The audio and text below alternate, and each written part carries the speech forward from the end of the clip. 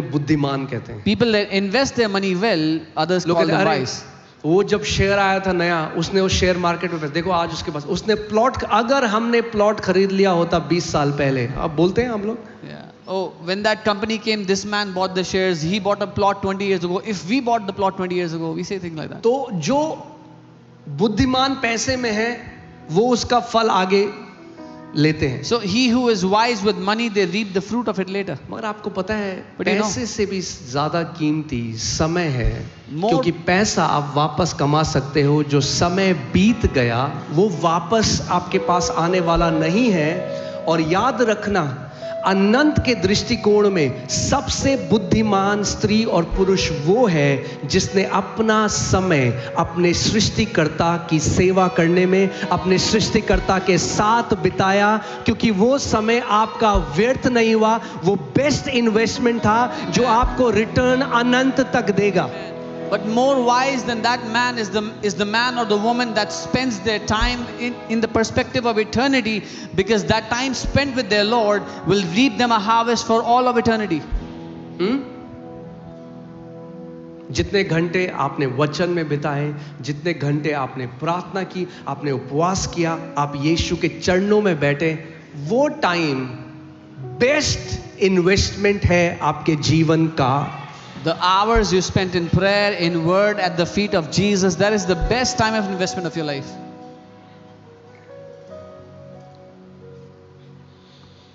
उसकी पुस्तक में लिख दिया गया है, It has been written in his book.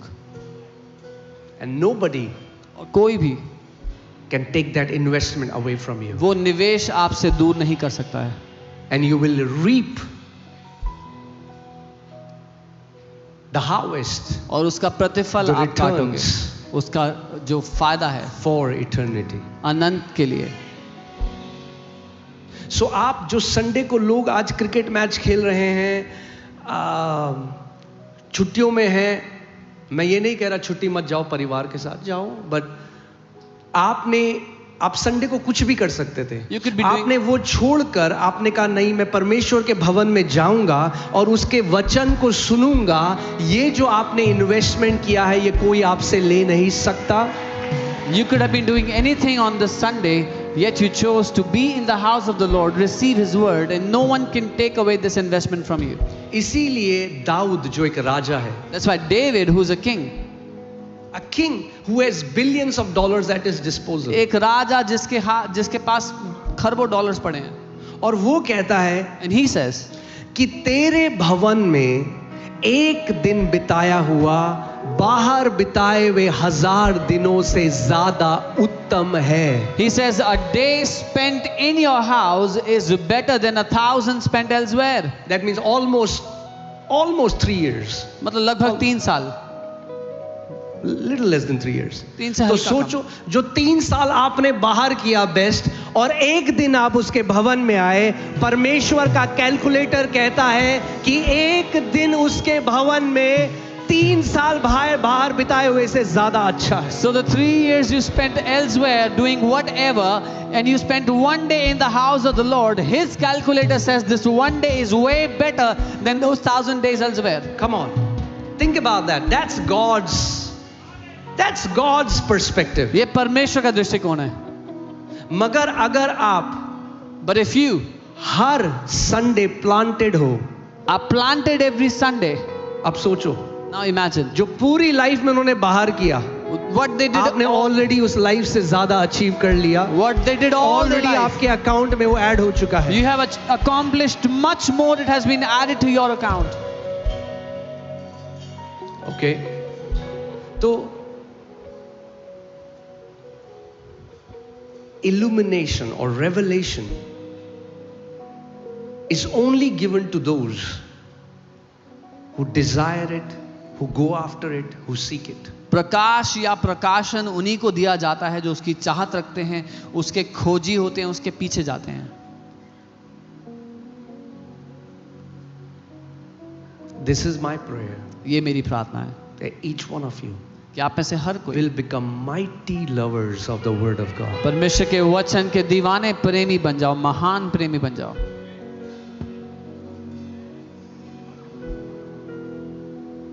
मैंने बहुत सारी बुक्स पढ़ी पहले, I read many books at first. मगर जब परमेश्वर के पवित्र शास्त्र को पढ़ा, When I read His holy word,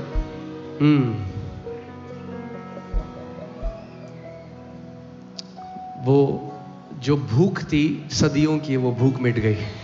that hunger of ages was gratified, वो जो was प्यास थी satisfied. सदियों की, वो प्यास मिट The गई। thirst of ages was satisfied. जब तक आंखों के आगे से आपका वो पर्दा नहीं हटेगा ना, तो आप सोचोगे ये ईसाइयों की किताब है। Until that veil is taken away from your eyes, you will think this is a Christian book or a book for Christians. वो पर्दा हटना जरूरी है। That veil has to be removed, taken away. आज एक प्रार्थना करो, Pray बोलो this प्रभु prayer. मेरी आंखों से उस पर्दे को हटा दे, Say, Lord, remove that veil from my eyes, कि मैं तेरे वचन को वैसा जान सकूं जैसा तेरा वचन है। that I may know your word the way your word is. Amen. शुरू करें वचन। Should we start the word? Let's go to Mark chapter 7 verses 13. मरकुस 7 उसके 13 में चलते हैं. Mark 7:13. Now Jesus is saying this, प्रभु यीशु मसीह ये कह रहा है to these Pharisees, to these Jews, ये फरीसियों से यीशु मसीह कह रहे हैं, जो बहुत ही रीति रिवाज को मानते हैं, उसमें बंधे हुए हैं, हर एक चीज रीति रिवाज के हिसाब से करते हैं। these people who are very bound by traditions and rituals, they do everything according to their traditions. पत्ता इधर से उधर नहीं हिल सकता, A leaf cannot जैसा move from here. है रीति रिवाज वैसा ही होना चाहिए। It should be exactly as their tradition has told And them. look what does Jesus say? He And- says, you make the word of God of none effect or no effect through your traditions. और यीशु उनसे कह रहे हैं कि अपनी परंपराओं से तुम परमेश्वर के वचन को टाल देते हो या निकम्मा कर देते हो, वो काम नहीं करता फिर। हाँ, वचन को तुम क्या करते हो? इंग्लिश बाइबल से निकम्मा कर देते हो, मेक नन अफेक्ट। यानी जब आप परंपराओं को वचन के साथ मिलाओगे तो परंपरा वचन को क्या कर देंगी? निकम्मा कर देगी। That means, here this, what that means is the word will not work in your life because of the traditions. वचन आपकी जिंदगी में काम नहीं कर पाएगा उन रीति रिवाजों, उन ट्रेडिशंस के कारण, Because you will keep your traditions above the word. क्योंकि आप अपनी परंपराओं को ऊंचा स्थान दोगे वचन से। एक सर्वे किया गया A survey was done कलीसियाओं में, among churches. पता चला कि बहुत सारी चीजें जो ईसाई लोग करते हैं, 75% परंपराएं हैं, वचन तो केवल 25% है। So they found out that what all things that Christians do, 75% of that is just traditions. Only 25% is word. और यीशु ने कहा तुम ये नहीं समझते कि इन परंपराओं की वजह से तुम वचन को निकम्मा कर देते हो। वचन तुम्हारे जीवन में प्रभाव नहीं ला पाता, वचन तुम्हारे जीवन में वो प्रतिफल नहीं ला पाता जो परमेश्वर लाना चाहता है, क्योंकि तुम अपनी परंपराओं को मेरे वचन से ऊपर रखते हो। And Jesus said, by doing this, you make the word of God of no effect because you elevate your traditions above the word of God. अगर यीशु मसीह ये कह रहे हैं, If Jesus is saying इसका this, मतलब ध्यान से सुनना, that means hey जो carefully. कुछ भी उन्होंने कहा हमें करने के लिए वो परंपराएं Come on. परंपराएं नहीं है। Whatever he said that we should do is not tradition. वो अपने वचन के विरोध में नहीं जाएगा, He will not go against his own word. वो परंपराओं के विरोध में जाकर हमें नई परंपराएं नहीं देगा। He will not go against traditions to give us new traditions. He said the traditions are handed over from fathers. बाप ने बेटे को सिखाया, बेटे ने उसके बेटे को सिखाया।